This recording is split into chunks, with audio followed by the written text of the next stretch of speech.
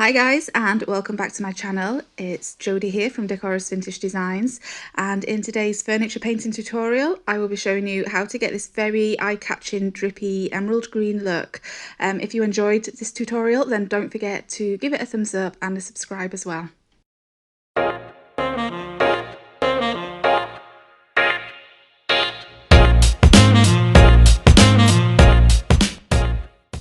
To get started with, I've listed all the products here that I am using today. Don't panic because they are also listed below if you need them, and I will also drop the links that you can purchase them through as well.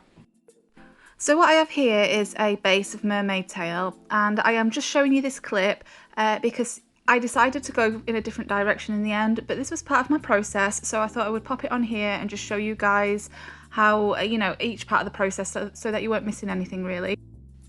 I will be using the same colours for the next part of the process, and the colours that I am using here is a Palmetto and Tree Frog Green mix, a mermaid tail and tree frog green mix, and also some cotton. I am putting the cotton in the middle, the mermaid tail mix around the cotton, and then the palmetto mix around the edges.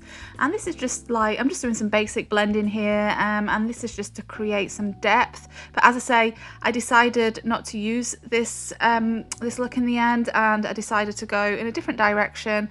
But it's there for you, just to show you what I was kind of thinking at the time. There's no need to do this if you want to get to the finished look that I got to.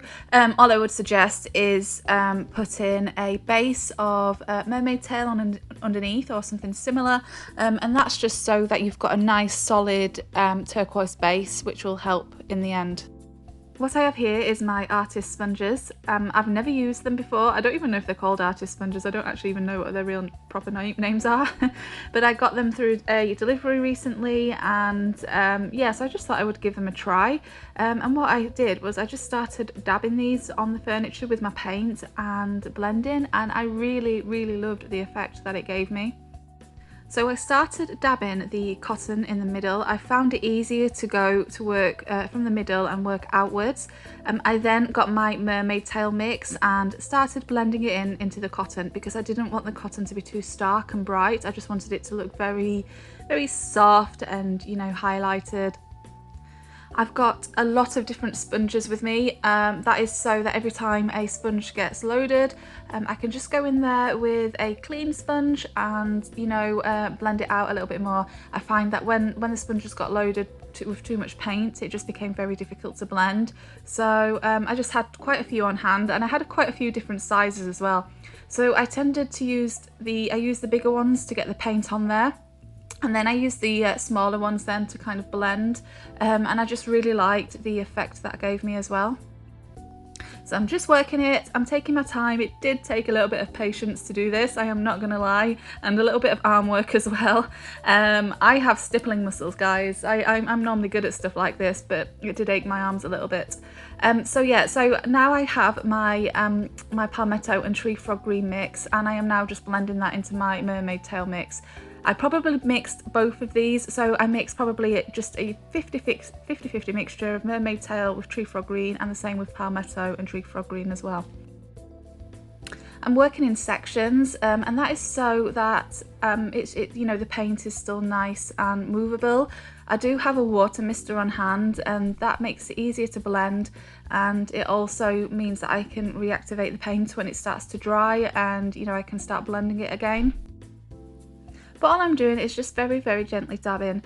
You can see here that like there's rings around each colour. I am going to be working on that. I don't want it to be very obvious where one colour starts and one finishes. But my main thing right now is just to get the colour on there, just to get a basic blend. You can see here now I'm getting a clean brush, and I'm just, I keep calling them brushes and they're sponges. I'm getting a clean sponge, and I am just blending that out. And then around the edges, I've just got pure palmetto, not mixed with anything. And this is to create some shadowing, and I am putting that around the edges as well. What I had in mind when I was painting this is a woodland or a forest. So when you walk into a woodland or a forest and you get those parts where there's just like a clearing and the sun is hitting down on the ground and it's really, really bright and pretty, and then all around the edges you start to get shadows and things, and that's kind of what I had in mind for this. What I found really good about these sponges as well is that on the larger ones there was this very kind of soft straight line, so as I was dabbing it almost created this texture that reminded me of branches and vines and things, and then the smaller sponges were a little bit softer and created more of a leafy texture, but that's kind of the abstract weird thing that was going in my mind as I was creating this. I wanted to show you guys as well how I work the drawers, and I basically work them in the exact same way as I did the doors. I started my cotton in the middle. I used my mermaid tail mix around the edges of the cotton as I'm showing you here, and I also worked it into the cotton just to make sure that the cotton wasn't too stark and bright. I wanted it to look very soft and I want it to look highlighted. I just didn't want it to look very stark, and I didn't want any rough edges or anything like that. And then I'm working the mermaid tail mix outwards.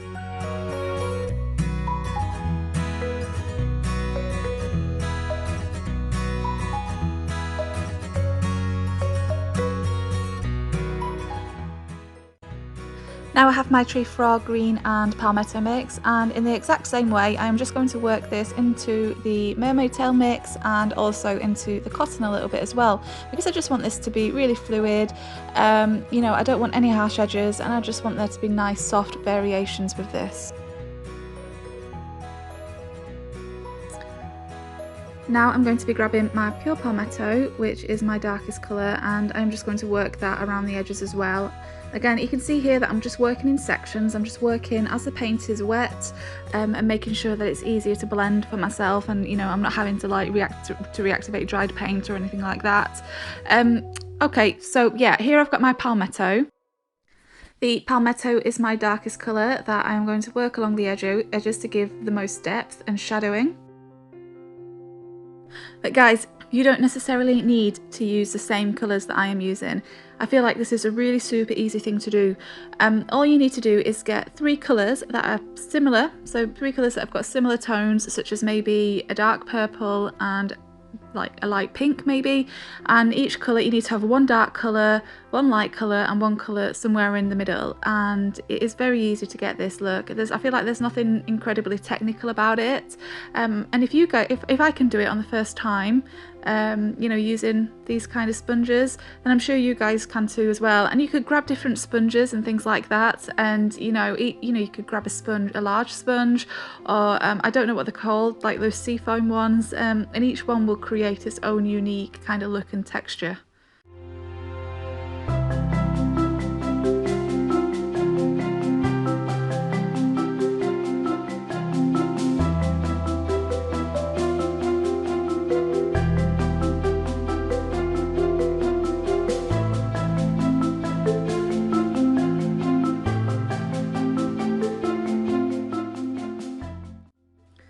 So just to finish this drawer off, I'm just coming in now with which was a clean, I keep wanting to call them brushes and they're not, they're sponges, a clean sponge, and I am just tapping and just kind of softly blending this out to make sure that there's no really, really harsh edges or lines. I just want to mention as well that this most of this piece was painted live, so I will drop the live links below in case you're interested in them, as it will show you what I'm doing in more detail. Some bit of feedback that I got from you guys is that you wanted to see me paint the top. So what I have here is some Temptress and Bayou moss, and I am just popping them side by side, and I am just going to blend this out by using an applicator pad. Below these as well, I did a base of Palmetto, which I then very softly sanded with some 320 grit sandpaper, and that was just to make the top nice and smooth. I will also seal this with Gator Hide for protection. Next up is Dixie Belle's Moonshine Metallics in Deep Woods, and I have watered this down ever so slightly, so you can see here it is still drippy, but it's still got some texture and thickness to it. I've got a chip brush, nothing special, and I'm just going to put this around the edges of the drawer. The drawers are now completely dry. I'm coming in now with a little bit of kitchen towel and I'm just tapping, and this is called the ragging technique, which I do in most of my videos. You can also just grab a normal rag, you don't necessarily have to use kitchen roll. I don't, because I've got dogs and weird stuff ends up in those rags sometimes, if you get my drift. So I'm going to do the same thing on the door, but I'm going to give it a mist first. And again, grabbing my deep woods, I'm just going to put this all around the edges. Once I've put the deep woods around the edges, I'm grabbing my kitchen roll again and I'm just going to tap and just create some cool texture. If you find that the deep woods, the paint isn't moving very easily, just wet your, dab your rag a little bit and you'll see that the paint starts to come off a little bit more. Okay, I decided I wanted some nice drippiness for this piece, so I went in there with my water mister and I started just basically misting the deep woods paint just to get some really nice drips. I also put a little bit in the middle there just to create a very watery, drippy effect, which I then sprayed with my water mister and I kind of just let drip down.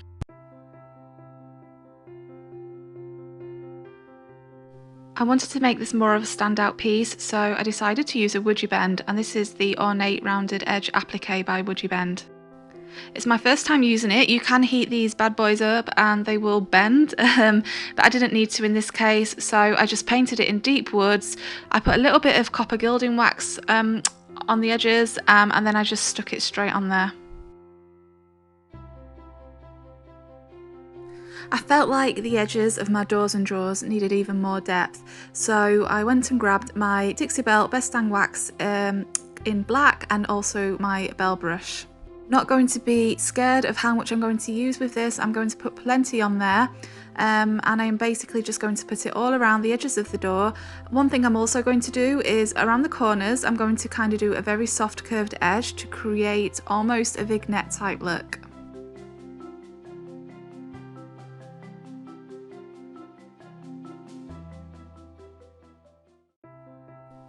At the bottom there, I am also going to bring it up to where the WoodUBend is, and that's because I just don't want the WoodUBend to look like it's just being like stuck on there randomly. I want it to look like it fits in. Because these waxes are water based, you can actually grab water then to rub them down. So I've just got my kitchen towel and water mister. I'm wetting my kitchen towel basically and just starting to rub some of this wax off. This will just make the wax look a little bit softer, a little bit more blended, and as though it's part of the piece, and it will just take that harshness away.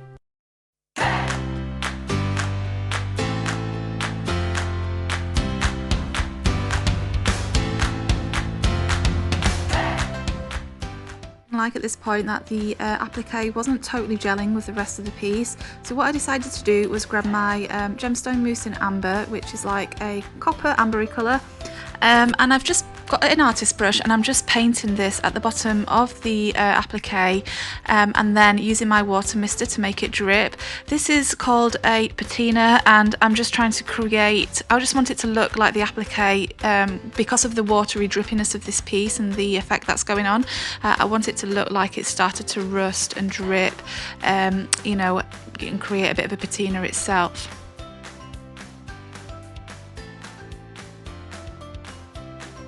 Lastly, then to finish this up, I've got my Best Dang wax in clear, and where I haven't put the dark wax, I am just now going to use this just to basically seal this piece. So I love clear wax, it's my preference normally over top coats, and this will harden after 24 hours and protect the piece.